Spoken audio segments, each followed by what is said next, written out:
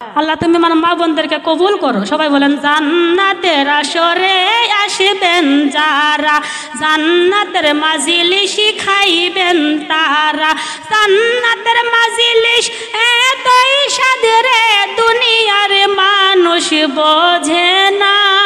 লা ইলাহা লা ইলাহা লা ইলাহা। আমার মা বোনেরা, আপনারা কিন্তু সবাই জানেন আমি দেশের অনেক জায়গায় কিন্তু মাহফিল করে থাকি, এটা কিন্তু সবাই আপনারা জানেন না? সবাই হয়তো জানেন।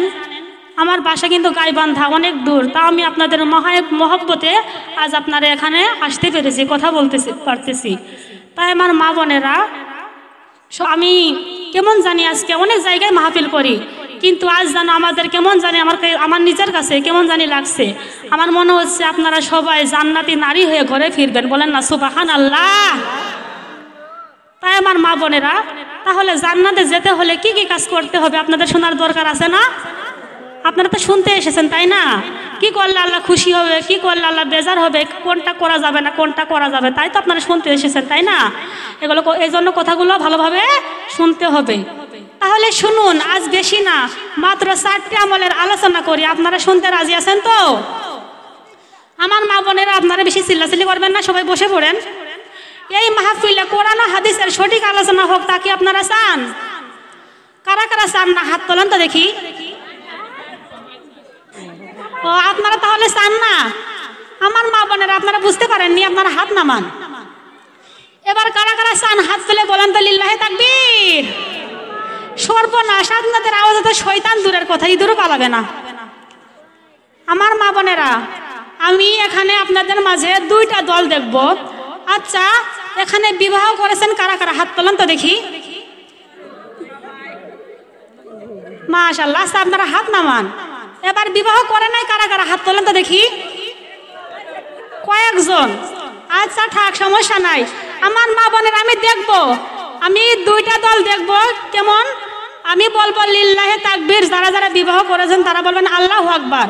আমার মা বোনেরা, হার মানা যাবে না কিন্তু, এখন জিততে হবে কিন্তু। তার আগে হাত ঝাঁকি দিতে নিয়ে নেন, এরকম করে ঝাঁকি দিয়ে নেন। আবার হাত ঝাঁকি দিতে গিয়ে অন্যজনের আবার ঘুষি মাইরেন না। আমার বিবাহিত মায়েরা, আপনারা রেডি আছেন তো? আচ্ছা বলেন লিল্লাহে তাকবীর, মারহাবা, মোটামুটি চলে। হাত নামান। এবার যারা বিবাহ করেন নাই তারা বলবেন। আমার বোনেরা, হার মানা যাবে না কিন্তু, দেখলেন তো আমার বিবাহিত মায়েদের কতটা পাওয়ার। এখন অবিবাহিত বোনেরা বলবেন লিল্লাহে তাকবীর।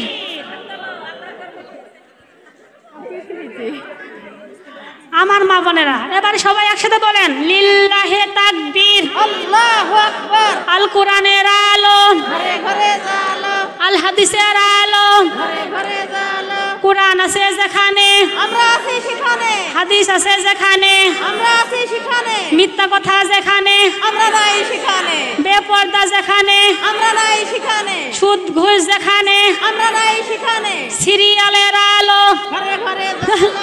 আস্তাগফিরুল্লাহ। আমার মা জান, এগুলো করা যাবে? সিরিয়াল দেখে কারা? আপনারা মুসলমান নয়? আপনারা মুসলমান হয়ে যদি হারাম কাজ করেন তাহলে করা যাবে? এগুলো করলে কি হবে? এগুলো করা যাবে না, এগুলো অন্য, আল্লাহ এগুলো পছন্দ করে না। আমাদের কাজ কি? পর্দা করা। আর কেউ চিল্লাচিল্লি বেশি করবেন না। আর যারা যারা দাঁড়িয়ে আছেন বসে পড়েন। আমার মা বোনেরা, কেউ বেশি কথাবার্তা বলবেন না, গল্প করেন না, এখন বসে থাকেন। আমার মা বোনেরা, সিরিয়াল চালানো যাবে না, গান বাদ্য দেখা যাবে না, এগুলো করা যাবে না বাজান। এগুলো করলে দেশে কি শান্তি থাকবে বলেন? শান্তি থাকবে না। আমার মা বোনের, আসলে যাই হোক, সবাই বলেন সুবহানাল্লাহ সুবহানাল্লাহ। আমার মা বোনের, আপনারা কি সবাই গোরস্থানে বসে আছেন নাকি? আপনাদের গলায় আওয়াজ নাই?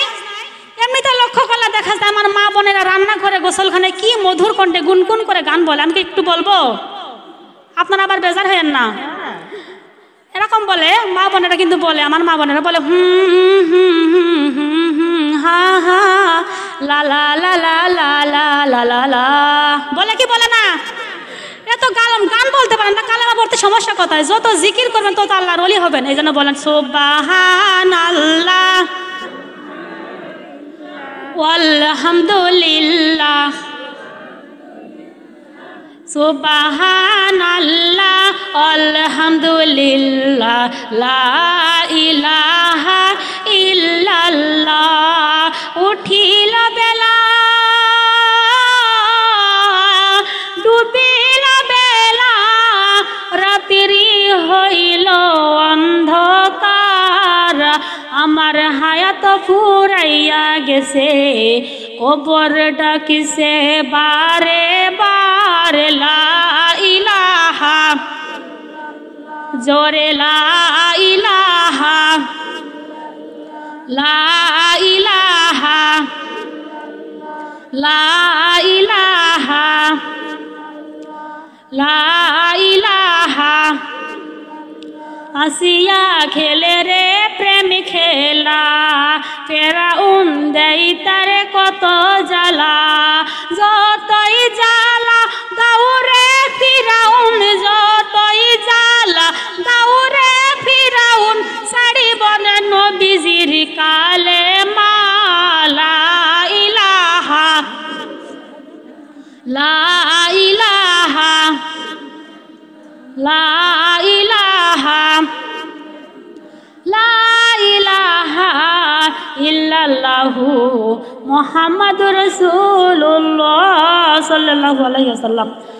আমার মা বোনেরা গো, আমার আল্লাহ বলেন আল্লাযী খালাকাল মাউতা ওয়াল হায়াতা লিয়াবলুয়াকুম আইয়ুকুম আহসানু আমালা ওয়া হুয়াল আজিজুল গফুর।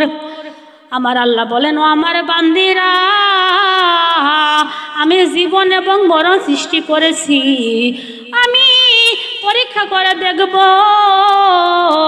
তোমরা কে কত ভালো আমল করতে পারো। আমার মা বোনেরা গো, অত্রায়াতে আল্লাহর হুকুম হলো বান্দি জীবন পেয়েছ, মৃত্যু এখনো পাওনি। মৃত্যু আসার আগে আগে জীবন মরণের মাঝে যতটুকু সময় তুমি পাইবা, আমি মালিক পরীক্ষা করে দেখব তোমরা কে কত ভালো আমল করতে পারো। আমার মা বোনেরা গো, ভালো আমল হলো সঠিকভাবে পর্দা করা, সর্বদা সত্য কথা বলা, স্বামীর সেবা করা, সিয়াম পালন করা, সময় মতো সঠিকভাবে 5 ওয়াক্ত নামাজের হেফাজত করা। বলেন না সুবহানাল্লাহ। এক সাহাবী নবীজির নিকট ডাক দিয়ে বললেন, নবীজি ও নবীজি, আল্লাহর নিকট সবচেয়ে প্রিয় এবং সুন্দর আমল কোনটি? আইয়ানা আমাল ওয়াহাব্বু ইলাল্লাহ ওয়ালা আসসালাতু লিওয়াক্তিহা।